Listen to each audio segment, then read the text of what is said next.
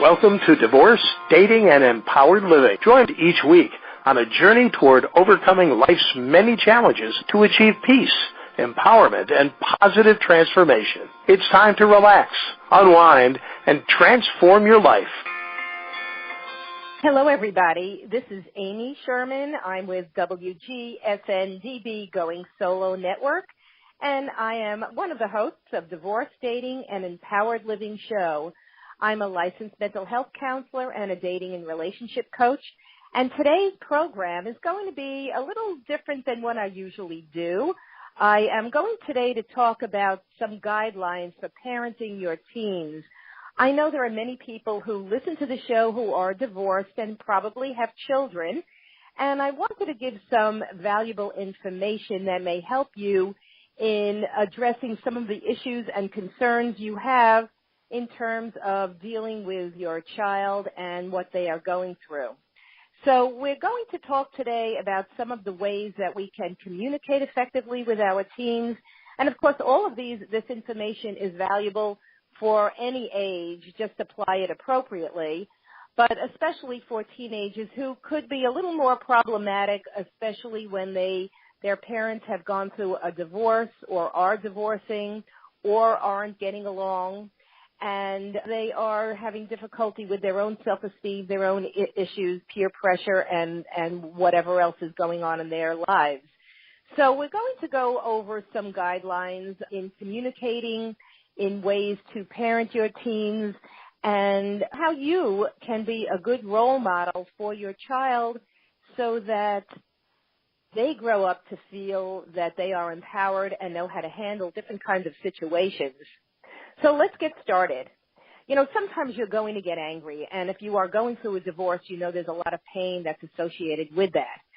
Anger naturally is, it's a normal emotion, and it is not your enemy. However, it's how you handle your anger that is the issue and how much control you have over your anger. So I have some suggestions about how to actually be angry without overstepping the boundaries around your teens and even your partner. So here are some guidelines, and these are real important. You may want to write them down. It's okay to be angry without using violence or physical aggression. It is okay to be angry without making threats. It is okay to be angry without being intimidating. It is okay to be angry without feeling morally right. It is okay to be angry without suffering any unbearable indignity. It is okay to be angry without demanding to get your own way. It's okay to be angry without cursing. And that's an interesting one. It's okay to be angry without feeling everyone is out to get you. It is okay to be angry without focusing on the shoulds and the musts or the ought tos. It's okay to be angry without blaming others. It's okay to be angry without feeling like a victim. And it's also okay to be angry without harboring any grudges. You know, your teens are watching how you behave more closely than they listen to what you say. So they're looking at body language. They're looking at how you handle different situations. And now, when you are in a situation that is causing anger, it's your opportunity to make a positive impact on your future relationship with your teens, because you want your teenagers to learn how to deal with frustrating, difficult, annoying, even dangerous situations in a healthy way. So if in the past you lose your temper with your children in ways that you regret and now want to make amends, here's some very good advice that you could put into effect. There's a psychologist, his name is Paul Coleman, and he's the author of How to Say It to Your Kids. He believes very strongly in the power of an apology. And by apologizing to your children, you're admitting that you made a mistake in yelling at them or saying things to them. And because you are apologizing, you're a good role model for them. You're showing them responsible behavior that they themselves can imitate in a relationship with you, with men or women as they get older, with any of their other relationships. So here is what he suggests you do. When you're apologizing, you want to obviously be sincere. So acknowledge that you made a mistake and regret the hurt that it may have caused them. The second thing is to explain that the next time you get angry, you will plan to make a different choice and maybe to stop and think before you speak. Dr. Coleman says that this is your opportunity to use your conversation with your children as an example of how you should act under similar situations. So, sometimes people don't do the right thing, but if you own up to it, if you take responsibility for it, it's a whole different experience. And your children will learn that.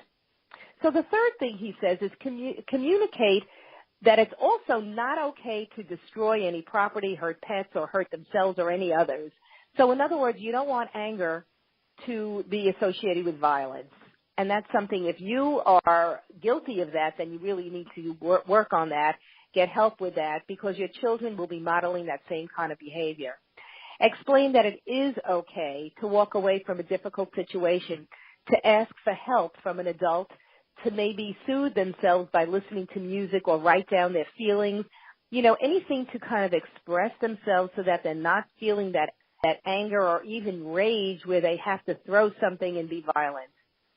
So as the adult, it's very important for you to listen to the little things your teens say that may talk, that they may talk about, even if it seems inconsequential, so that they feel more comfortable coming to you to discuss everything else that's going on in their lives.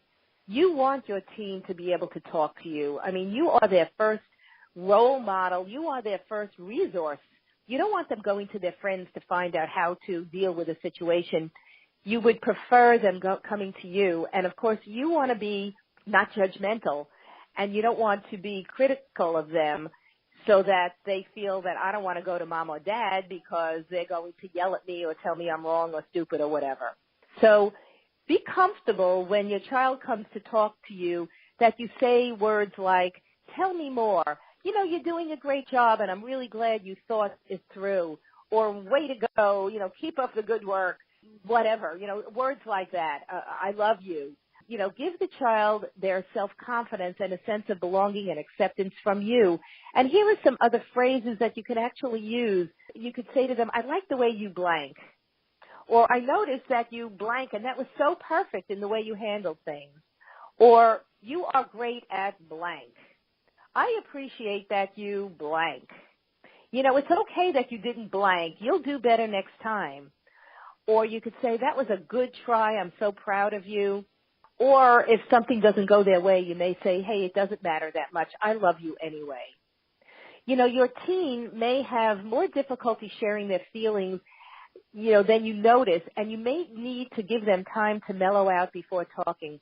So when your child is, let's say, a little moody and you're trying to get information out of them, perhaps you could give them that respect and that time for them to mellow out, and then say to them, look, let's talk again in 15 minutes after you feel a little better, and maybe we could talk things through. So you want to encourage your teen to talk often about how he or she feels. Also acknowledge their feelings.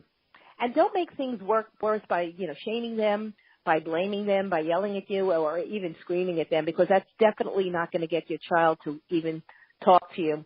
It's important not to discount what your child is saying, even if you disapprove of the behavior. So you could remind them, I don't like it when you talk back at me, or I don't like it when you don't call me when you're going to be late, or I don't like it when just come up with whatever it is you don't approve of, but always end it with, but I always love you, and you know that. You're your teen's best audience, and you play an essential role in building up their communication skills through your example. So this all has to come from you being who you are. And if you're not showing those same skills that you're trying to teach your child, they're going to follow what they see rather than what they hear. So keep that in mind, that if you have to work on your anger issues, if you have to work on your temper and your frustration and your intolerance, then your child is not going to learn the lessons that you want them to learn, which is healthier communication and being more open and being more tolerant. So really work on yourself first. It really strengthens your relationship when your child knows that you are respectful and attentive of what they are feeling and experiencing. Remember, we all used to be teenagers, and we know what they're going through. We have that experience ourselves. So see if you could go back to that time and how you felt. It would help you a little more. Basically, what you're trying to do is shape good behavior that will be maintained over time. And in addition, the more effective your listening skills are, the less you will need to resort to punishments, and I'm going to talk about that in a little bit. But it makes parent-child relationships so much better because you don't want to sit there punishing your child for behavior that is not acceptable, but you want to accept them for who they are and explain to them what you would like rather than what they're doing wrong. Remember to always try to catch your teen behaving well and acknowledge him or her for that. So there are dozens of ways to say good job and, you know, I'm really proud of you. Kind of use those expressions that I used early on in this presentation.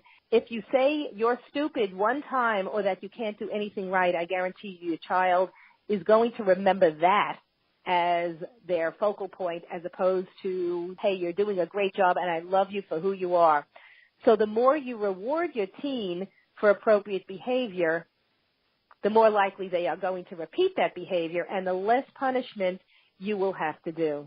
We're going to take a break now. This is WGSN-DB, Going Solo Network, and we are on the Divorce, Dating, and Empowered Living show. We'll be right back. Have you been getting enough lately? You know what I mean. Inspiration. Join us right here on WGSN-DB, Going Solo Network, the singles internet talk station, for all your inspiration. Hello, everybody. This is Amy Sherman with WGSN-DB Going Solo Network on the Divorce, Dating, and Empowered Living show. And we are talking about some guidelines for parenting your teens. And we were talking about some good communication skills, how to communicate and listen to your child so that they really feel that they are being respected and encouraged and supported. And also how to deal with our anger issues, because when we get angry at our children, we may say and do things that will be hurtful, and we really don't mean it. So, as this Dr. Coleman said, it may be important to apologize and own up to our behavior so our children learn that this is exactly how you handle situations that are uncomfortable and that you may feel bad about. So now we're going to talk about some constructive ways to discipline your child.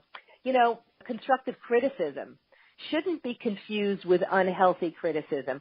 And when we want to discipline our children and teach them the right ways of behaving and how to do things the way we basically feel they should do it, we may not be giving them the healthiest way of dealing with it.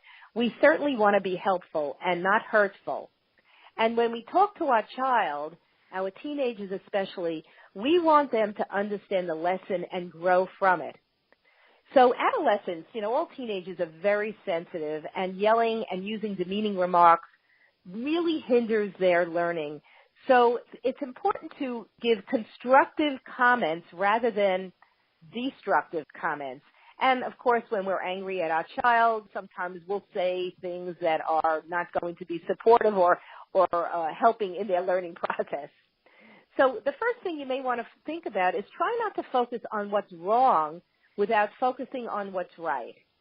So always let your child know why what they did is something that you're not happy with, or if you want to use the word wrong, you know, but also how they can do better.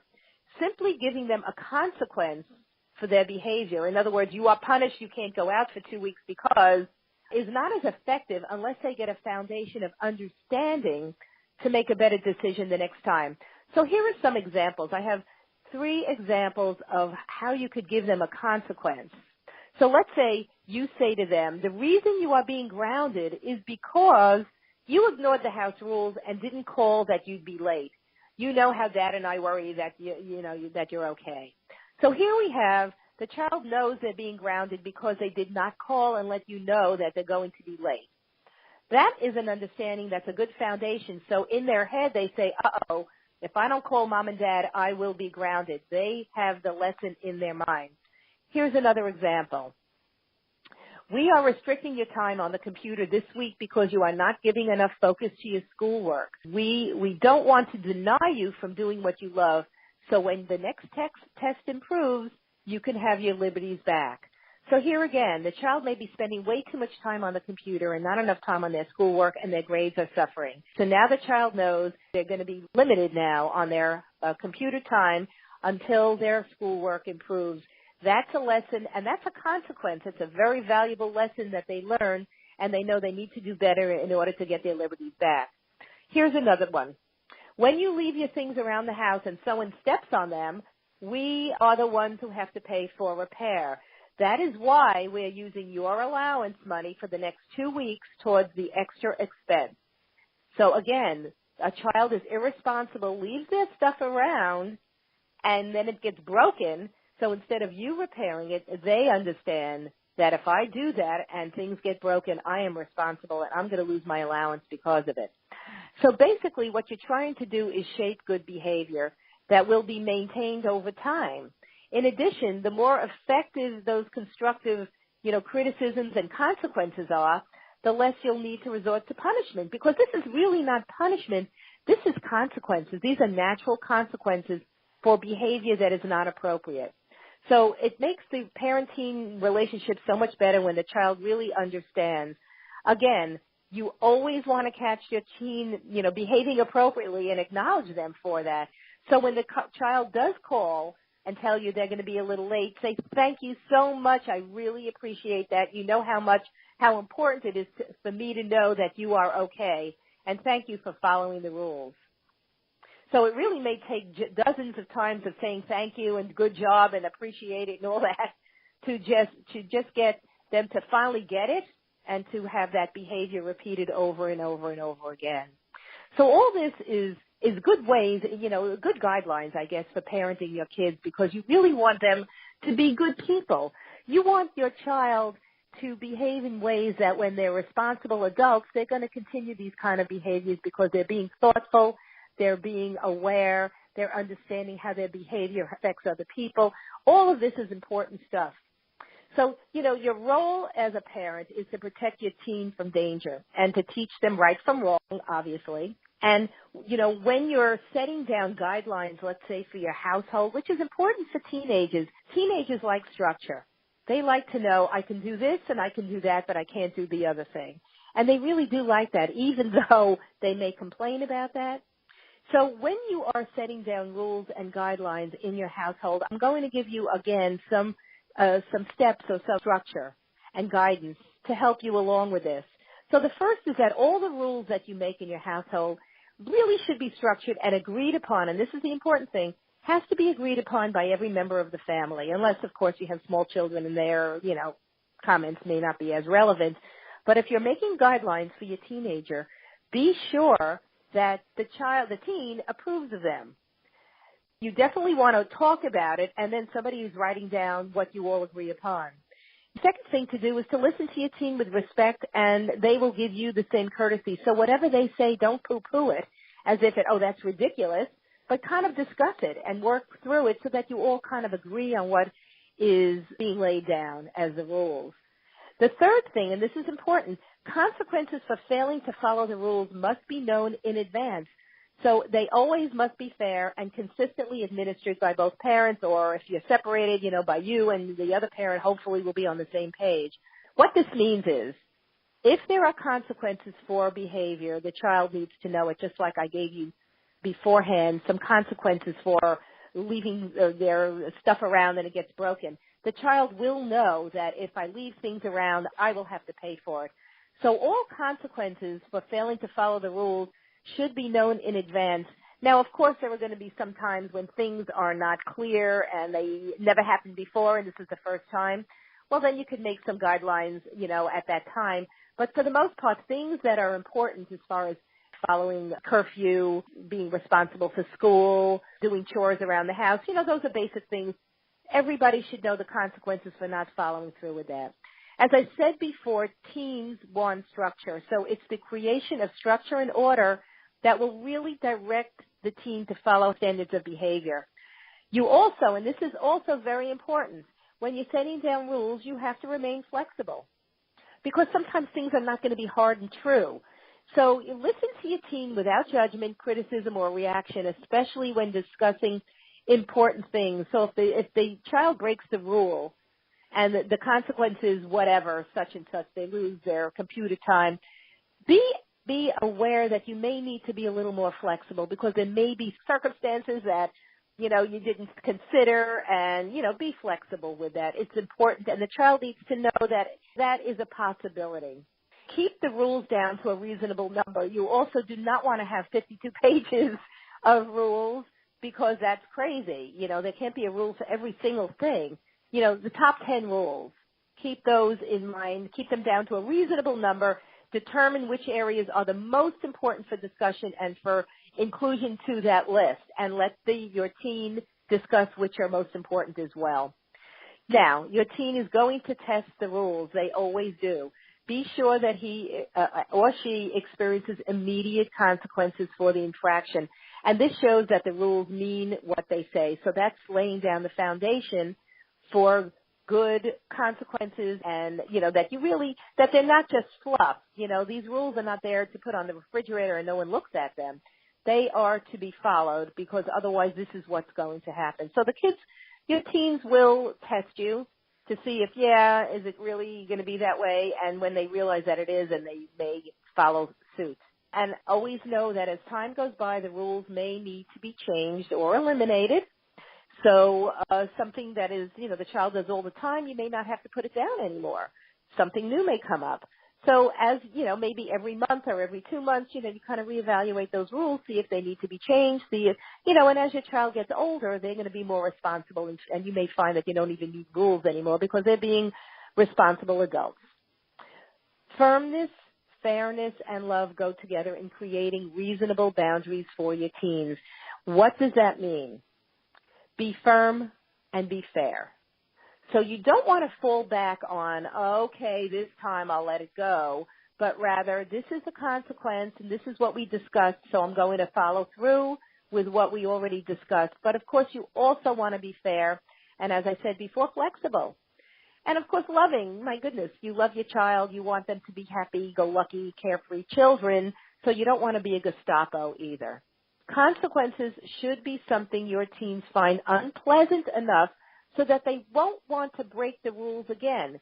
For instance, not letting them go to grandma's for dinner does not qualify because they may not care about going to grandma. So eliminating a privilege would work a lot better in terms of the consequence for the behavior.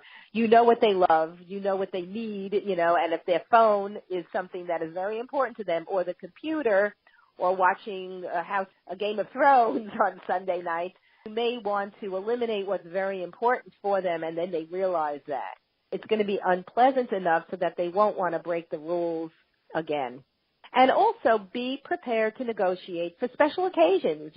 Maybe there's something that's very important, but yet they have a consequence. You may want to kind of be a little less firm in the consequence at this time and let it go until after the special occasion or whatever is going on. So flexibility is really important. Perpetuate good behavior by always complimenting your teen. Said that anytime you notice them doing well, you got to tell them that. Be quick to praise them, any positive act that you see. Your teen will then develop self-confidence, will feel good about themselves, will make good judgments. And, of course, they're maturing into adulthood, so you want them to have all that positive stuff. You don't want your household to be, just rules and regulations, but rather fairness.